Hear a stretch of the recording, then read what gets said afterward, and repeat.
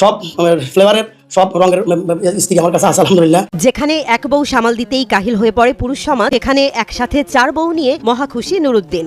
তাও আবার একই ছাদের নিচে সুখের সংসার করে তাক লাগিয়ে দিয়েছেন 44 বছর বয়সী নুরুদ্দিন। আমার 7 জন সন্তান আছে। যত বেশি সন্তান তত বেশি মঙ্গল বলে মনে করেন নুরুদ্দিন। প্রত্যেকটি সন্তান যেমন ওমর ফারুক রাদিয়াল্লাহু তাআলা আনহুর মতো হবে, প্রত্যেক সন্তান আবু বকরের মতো হবে, প্রত্যেক সন্তান ওসমানের মতো হবে। নবীর সুন্নাহ ও ইসলামী বিধান মেনে 4 জন স্ত্রী ও 7 জন সন্তান নিয়ে বেশ সুখেই যাচ্ছে তার দাম্পত্য জীবন।